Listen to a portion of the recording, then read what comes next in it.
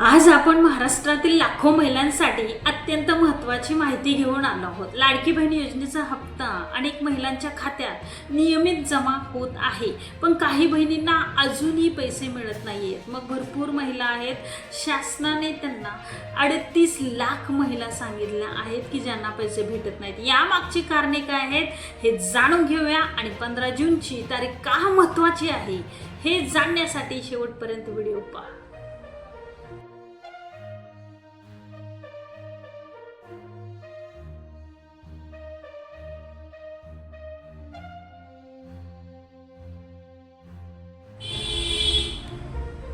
नमस्ते, मी सुजाता। शासकीय योजना A to Z या चॅनल्समधून थेट मी तुमच्या कॉन्टॅक्टमध्ये येत आहे। KYC म्हणजे काय आणि KYC का करायची आणि कशी करायची, कोणती कागदपत्रे लागतात, हप्ता बंद होऊ नये यासाठी काय करावे, आजच्या व्हिडिओमध्ये आपण सर्व माहिती सविस्तर पाहणार आहोत। यूट्यूबवरती अनेक तुम्ही व्हिडिओ पाहत असाल, पण हा व्हिडिओ तुमच्या पहिल्यापासून ते शेवटपर्यंत खूप महत्त्वाचा ठरणार आहे।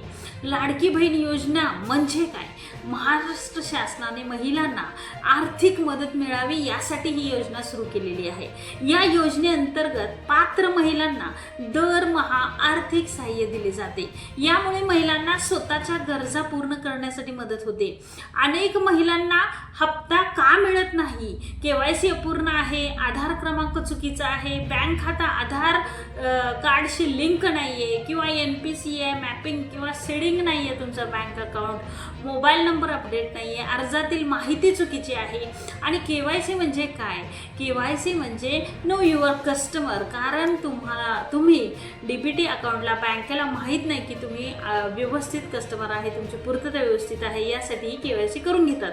शासनाला खात्री करून घ्यायची असते की लाभार्थी योग्य व्यक्ती आहे का किंवा अयोग्य व्यक्तीच्या हातामध्ये पैसे जात आहेत। मध्ये आपण पाहिलं 24,000 पुरुषांनी लाभ घेतलेला आहे या योजनेचा बनावट कागदपत्रे दाखवून। त्यासाठी तुमची ओळख व कागदपत्राची पडताळणी म्हणून शासन तुम्हाला KYCची संधी देत आहे आणि ती संधी आहे उद्या 15 जूनसाठी शेवटची संधी शासनाने दिलेली आहे। हप्ता उशिरा येऊ शकतो, पैसे अडकू शकतात, अर्ज पडताळणीमध्ये राहू शकतो, भविष्यातील हप्ते देखील थांबू शकतात जर तुम्ही उद्याची KYC केली नाही तर। KYC कशी करावी? आवश्यक आधार कार्ड। आधार कार्ड हे गरजेचं आहे। विधवा महिलांनी त्यांच्या पतीचं मृत्यूपत्र त्याच्यात जोडणं गरजेचं आहे आणि ज्यांचा घटस्फोट झाला आहे अशा महिलांनी त्यांचं घटस्फोट पत्र देखील त्यात देणं गरजेचं आहे।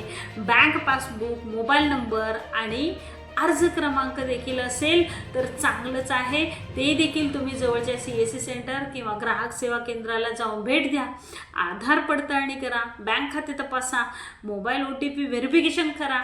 आणि अनेक महिलांना ही समस्या आहे की OTPच जात नाहीये, त्याचा प्रॉब्लेम आहे की तुमच्या आधार कार्डशी मोबाईल लिंक नाही, आधार बँकेशी जोडले नसल्यास DBT पैसे जमा खात्यात होत नसतात। म्हणून तुम्ही बँकेत जाऊन पहिलं अकाउंट DBT करून घ्या किंवा मॅपिंग तपासून घ्या। जर तुमचं account DBT mapping seeding DBT मध्ये असेल तर कमेंटमध्ये सांगा तुम्ही कोणत्या गावातून हा व्हिडिओ पाहत आहात। आणि सर्वात जास्त विचारले जाणारे हा प्रश्न, माझा अर्ज मंजूर आहे का, असे भरपूर फोन येतात। तुम्ही कोणत्या गावातून बोलत आहात, तुम्ही कोणत्या गावातून हा व्हिडिओ पाहत आहात हे कमेंटमध्ये सांगा आणि तुमची KYC करून घ्या। काही अडचणी असतील कमेंटमध्ये विचारा। शासनाच्या पुढील वितरण जेणेकरून या जून महिन्याचाही हप्ता थांबलेला आहे, पण शासनाने सांगितलं आहे 15 जूनची KYC झाल्यानंतर सर्वांना ते हप्ते जमा होणार आहेत। जुने हप्ते मिळतील का? पात्रता कायम असल्यास प्रलंबित रक्कम मिळू शकते का? बहिणींनी कोणत्या चुका टाळाव्यात? कारण बहिणींनी कोणावर विश्वास ठेवू नका, खोटी माहिती एकमेकांना देऊ नका आणि बनावट वेबसाईट देखील वापरू नका आणि तुमची KYC खात्रीपूर्वक करून घ्या। OTP कोणालाही सांगू नका आणि नियमित आर्थिक मदत आपल्याला शासन करत आहे तर त्याचा पुरेपूर लाभ घ्या।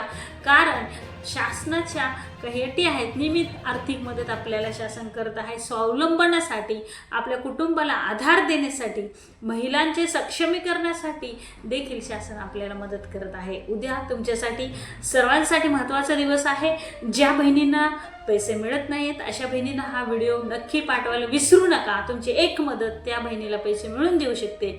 जर तुम्हाला अजूनही लाडकी बहिणी योजनेचा हप्ता मिळाला नसेल, फॉर्म भरला आहे पण तुमची KYC झालेली नाही आहे, अशांनी देखील उद्या KYC करून घ्या.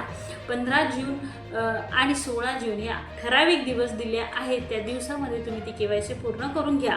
ही माहिती इतर महिलांच्यापर्यंत पोचवा आणि व्हिडिओला जास्तीत जास्त लाईक करा, शेअर करा. तुमच्या आत्तापर्यंतच्या सपोर्टबद्दल, 6.5 लाख लोकांच्या व्ह्यूजबद्दल मनापासून आभारी आहे आणि धन्यवाद. पुढील व्हिडिओमध्ये आपण असंच भेटूया. तोपर्यंत काळजी घ्या. जय हिंद, जय महाराष्ट्र.